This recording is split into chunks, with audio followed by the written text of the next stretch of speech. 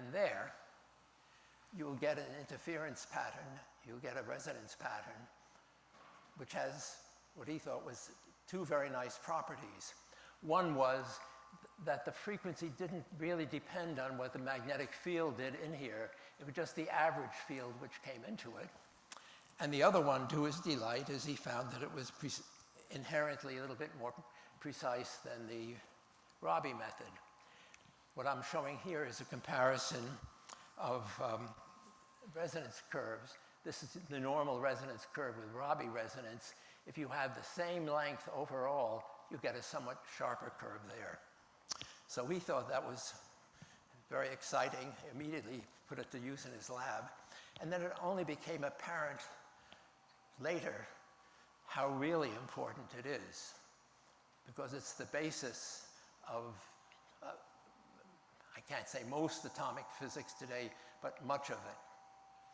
For instance, we use a different language right now. Instead of just talking about the quantum solution, we think of the system as an interferometer. You have an atom coming in one state here. Over here, you put it into a mixture of states. And over there, you unmix the states, if you like. You get an interference pattern between here and there. So that's just a different language. But what's very interesting is in between, you don't know which state the atoms are in. They're in what we call entangled states. This is this very weird quantum property where a system can be doing two things at once. And this idea of entanglement is now crucially important to the subject of quantum information theory, quantum measurements, and is a mainstream theory.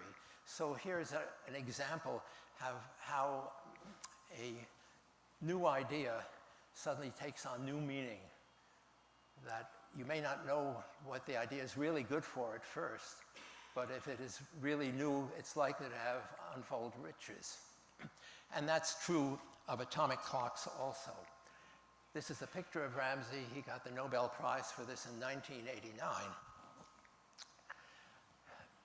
In 1954, his method was used to make an atomic frequency standard using the cesium atom by two scientists at the National Physical Laboratory in England, Essen and Perry. This is an atomic beams machine, and you can, where these two arrows show the two separated fields entering the apparatus. So this launched the creation of atomic clocks as a modern technology. It developed very quickly. In 1956, Zacharias at MIT and some others decided to take this laboratory clock and make it into a useful clock. It's a laboratory frequency standard, if you like. Turn it into a real atomic clock. It took a lot of fancy engineering. But this is the first real atomic clock. Huge cabinet, very complicated, but it worked. And it launched the modern atomic clocks of today. These clocks, the cesium beam atomic clocks, until recently were the world standards. And in fact, they still are, in a way, the world standards. But they improved by a factor of 10 in accuracy every decade. Now, that was 1956. We are now 60 years later. That would be 6 factors of 10. The first clocks were roughly 10 to the 16th, 10 to the 10th accurate. The ones today are about 10 to the 16th. So that has been a very nice chapter. But what has come out of the atomic clocks is something nobody dreamed about. What's come out of the atomic clocks are the global positioning system. Now, the global positioning system just is incredibly important. It's a great boon to mankind for many, many reasons, in addition to being able to drive around town more easily. Turns out if everyone can drive around town more easily, nobody can drive around town more easily, but it's still very nice to know where you're going to go. If one were to go to to Congress to try to explain why it's important to do basic research, you can't think of a better example than this. If you went to Congress and say, I want money to study Einstein's theory of general relativity. Well, Einstein's theory of general relativity is about the least practical theory you can ever think of. And I might say when we were, the motivation for these clocks, as I'm shown from Robbie's talk, from my own experience, and also from Ramsey, was to measure this gravitational redshift. It was purely basic research, but what's come out of it is this fantastic new technology and new industry. Well, going on to my own work with Ramsey, let me just mention that in 1954, Townes really invented the maser. The maser is another type of device for doing microwave resonance on atoms and molecules. In the maser, you take a stream of atoms, you select them in one state, and you let them go into a resonant cavity. And if some of them start radiating, then the field in the cavity builds up and the others will too, and it's an oscillator. The atomic clocks I've been explaining are passive devices. You have to apply a signal. The reason I'm showing this is a page and a half in the Physical Review, and this is a picture right here. There's a source of maser. This is of atoms or molecules. This is a state selector, and here's just a cavity, and here's a signal coming out. They explain the principle of the maser, the theory of the maser, the construction of a maser, and they give experimental results, and that's all in 1.5 pages in the Physical Review. And I like to quote this as an example that if you write clearly, you can write briefly and say an awful lot. Anyway, this is a maser that Norman Ramsey proposed. It works on the hydrogen atom. It's the same idea.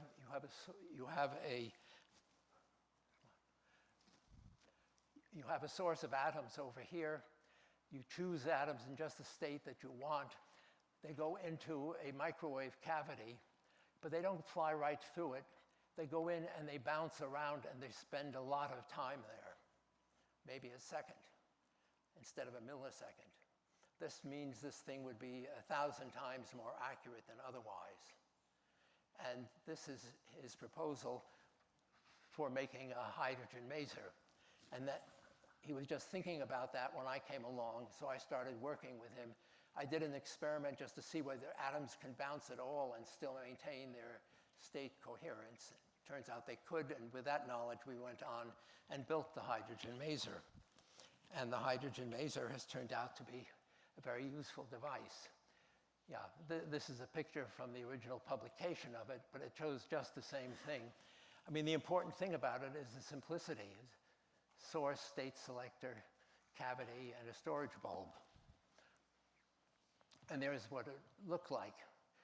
The most conspicuous thing here, these large disks are just big Helmholtz coils to cancel the Earth's field.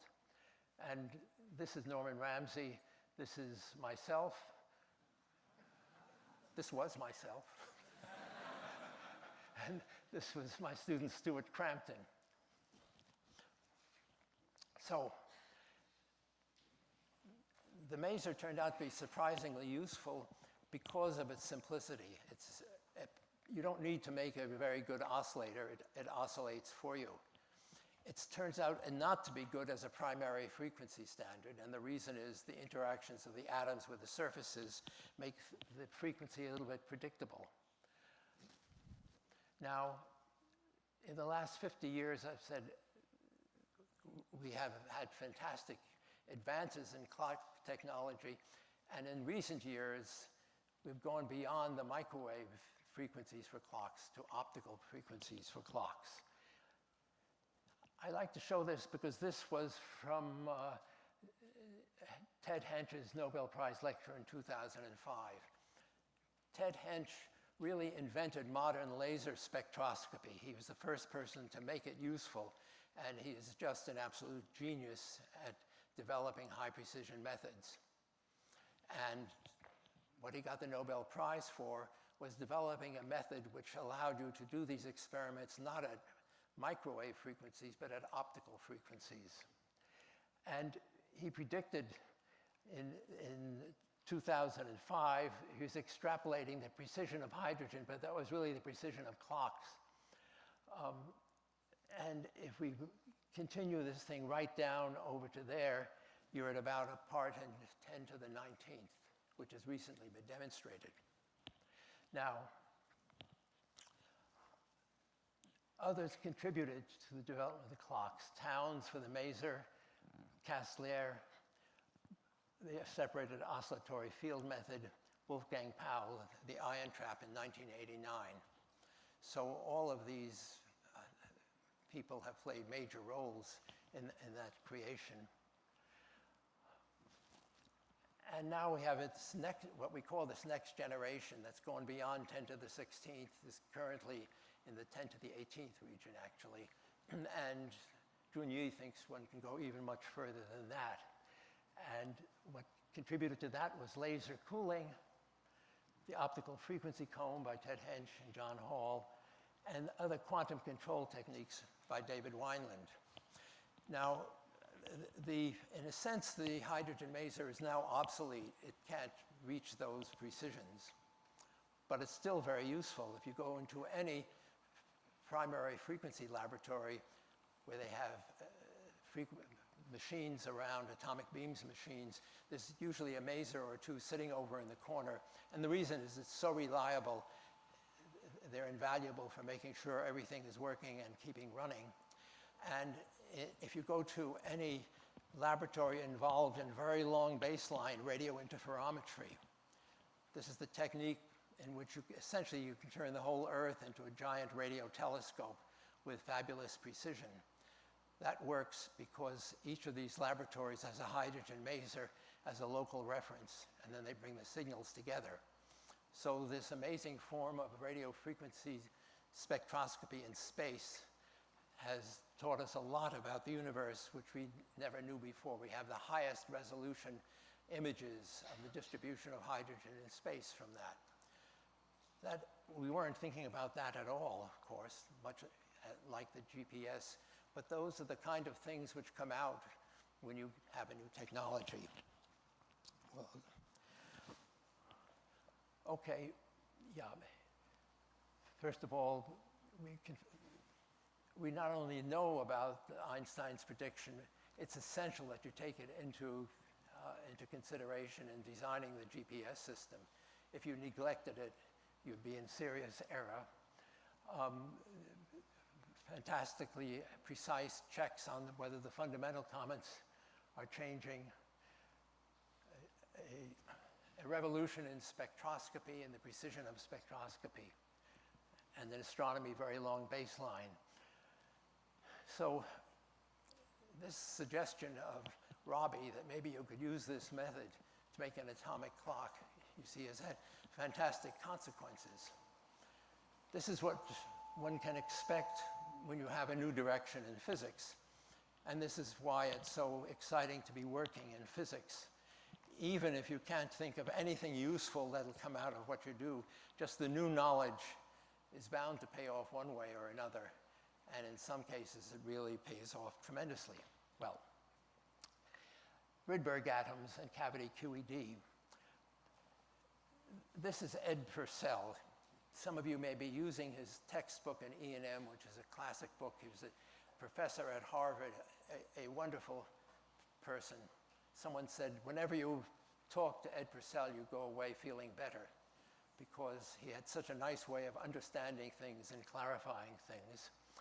And I was still at Harvard at the time, and he told me about something very interesting, namely that Rydberg atoms had been seen in space. Now, these are energy levels of hydrogen. This is the Bohr atom. If you know it, you have the ground state, n equals 2, 3, 4, up to any infinity where the electron and proton are no longer joined. Optical transitions involve transitions between these lower lying states. From 3 to 2 is the Balmer series. From 2 to ground state is the Lyman series. But if you go from, say, 101 to 100, that transition lies in the microwave regime. It's a few centimeters in radiation. And what a radio astronomer detected was radiation on those transitions. Where they came from were from stars, the atmospheres of stars, which were sort of in formation, and the electrons and protons circulating in space would capture each other, and then they'd bounce down from one level to another. That was called recombination radiation. Yeah. And this is a picture of one of the very first spectra. I love that picture because it is so beautiful. It's so clear. It's very hard to get a spectrum that good in the laboratory. This is the line from the 110th to the 109th transition there. This is the same line, but not from hydrogen, but from helium. From this, you can see roughly the fraction of helium in space compared to hydrogen. And these are all other heavier elements there. So Ed started talking with me. We discussed the extraordinary property of these atoms in these huge orbits. Because the principal quantum number was very, very high, the orbits were huge. The size of the orbit goes as the square of the quantum number. So that would be 10,000 times higher, bigger than a normal atom. And if you start looking at the properties of these atoms, they're all very totally bizarre. And that was very interesting, but you could only make these in space. Well, you couldn't make them, you could observe them in space. There was no way to make them in the laboratory. So that's one of the things I had in the back of my head. I think other people must have been thinking along the same lines. But in 1975, by that point, Ted Hench had invented laser spectroscopy. We had lasers to use in the laboratory, practical devices, which allowed you to put atoms in states and manipulate them. And laser spectroscopy was developed by, well, it's due to the laser by Towns, but it was Arthur Shallow and Ted Hench at Stanford University who really started making lasers which were practical and laboratory devices. So here is an apparatus for making Rydberg atoms. You have an atomic beam, a little oven here, and the atoms go flying through there. We were doing this with lithium atoms, which are alkali atoms. But a Rydberg atom doesn't really care what the atom is as long as one is the electron is very, very far away. And it's very easy to detect these atoms. That's what made the field so powerful. Because with these big atoms, just a small electric field would ionize them. And it's easy to detect ions. So you have a little electron detector over there. And here is what the energy levels of hydrogen look like in an electric field. This is lithium. These all look very regular, except you see there's a little gap over there. Well, that's because lithium isn't exactly like hydrogen. But this is sort of a map of the energy levels. And here is a form of spectroscopy.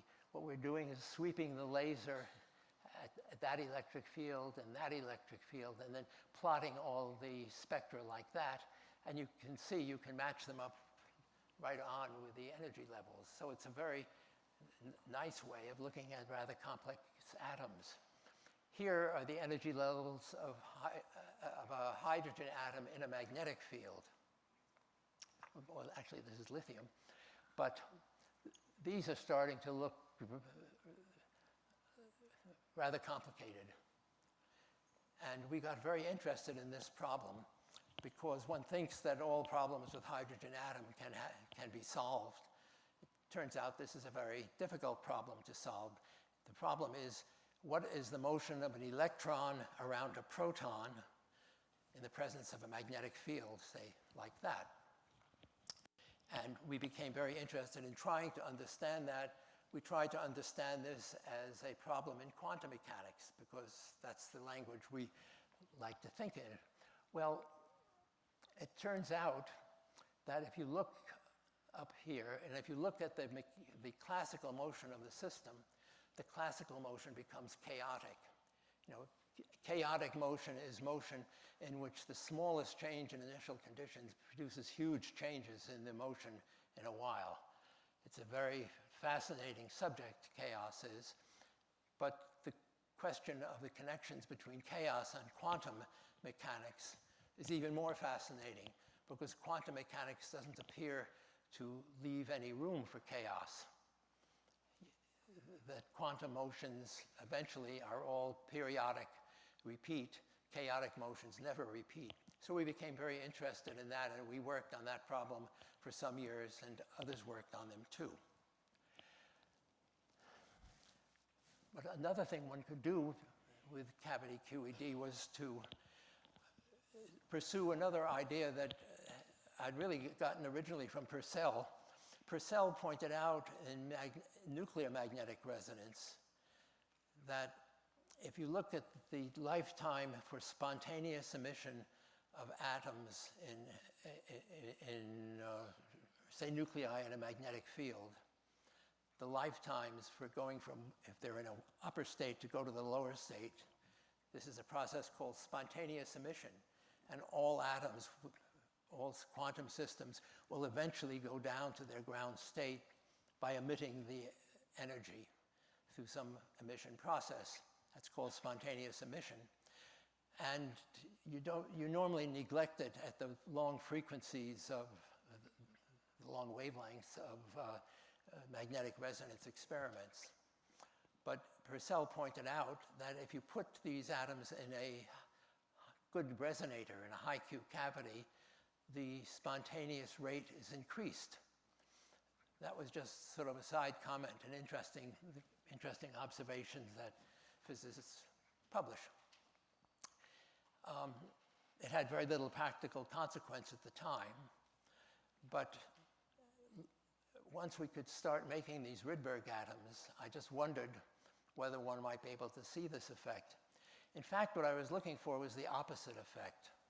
At the time, there was a great interest in measuring what's called the Lamb shift in hydrogen better. It's a fundamental test of QED. And so I actually proposed this idea. I didn't publish it. Maybe I was too chicken because the idea seemed too wild.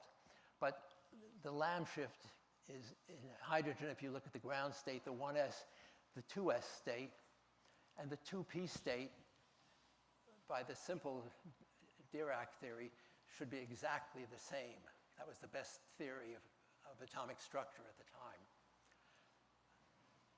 It was known that the 2s state is actually, its energy is increased. It's no longer degenerate with this 2p state over here, but it's pushed up.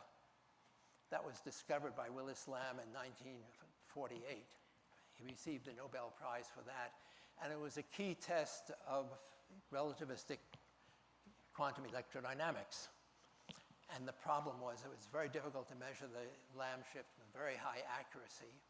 And the reason for that is you're measuring the difference between the 2s state and the 2p state. Now, the 2s state is what's called a metastable state. Its spontaneous emission rate is it takes about a second. But the 2p state radiates in a small fraction of a microsecond. So you don't have much time to make the measurement. And I speculated that if you were to put this atom in a tuned cavity, but it was not tuned to the wavelength, but to some other wavelength, the atom wouldn't radiate. That was called inhibited spontaneous emission. It was just an idea. it was just an idea, but I realized that once we had the Rydberg atoms, we could try it out. So one of my students, Randy Hewlett, did this with me. The idea is you have two disks over here. These disks are separated by less than half a wavelength of the radiation that would come, and they wouldn't be able to radiate between the disks. So in the experiment, you sent atoms through the disks.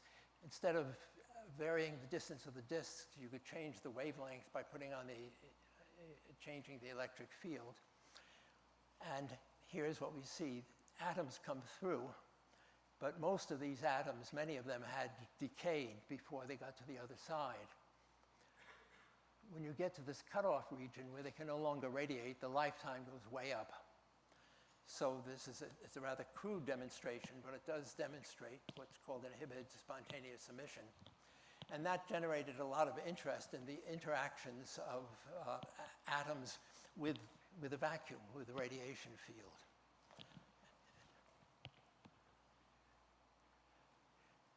Well, it turns out a lot of phenomena followed from that. For one thing, the reverse can take place. You can use the Purcell effect and enhance the rate. You can get the atom in the cavity to oscillate back and forth. You can get the atom in the cavity to oscillate back and forth when there is initially no photon in the cavity. Just put an excited atom in the cavity, it radiates, and then it absorbs again. And you have what are called vacuum-Rabi oscillations. The field is really just burgeoned. Much of the things that I mentioned, for instance, on quantum information theory and quantum control, have come from this cavity QED. And Serge Haroche got the Nobel Prize for that in 2013. The experiments are truly extraordinary. He can make a quantum entanglement between an atom and a cavity. So they're one quantum system. You can't really think about them as separate systems anymore. And in fact, you can entangle two atoms in a cavity, but if it's the same cavity, then the two atoms are entangled with each other. So it's a whole new world. Okay. Well, let's see. Let me talk on the Bose-Einstein condensation, where that came from. Well, it came from a letter in the Physical Review Letters by Stwally and Nosenow, pointing out that if you have hydrogen atoms which are all pointing in the same direction, it's spin polarized, that they can't form molecules. And they will stay atomic even down to the temperature of absolute zero. And if that's the case, you might be able to get them into a temperature regime where you see this phenomenon called Bose-Einstein condensation. Now, I saw their article and put in some calculations, and I thought the proposal was totally absurd because the conditions were just unlike anything which had ever been achieved. My colleague, Tom Graytak, asked me about the article, and I explained that. And he said, well, that's too bad, because Bose-Einstein condensation is really very interesting. And I said, what is it? And he explained to me what it was. And so we set to work trying to figure out if there's some way to do it with hydrogen. Now, at the time, this is the only atom that you could conceive of for doing these experiments. And I made use of information that I had had from making the hydrogen maser to propose some new techniques for doing this. So we went to work on that. One of my students who just gotten this PhD but hung around because it sounded interesting to him was Bill Phillips. Well, Bill Phillips was one of the inventors of laser cooling, for which he got the Nobel Prize. And it turns out that the laser cooling method was much better for getting Bose-Einstein condensation. Nonetheless, interest in the field kind of developed. We were interested enough to go to work on it, and other groups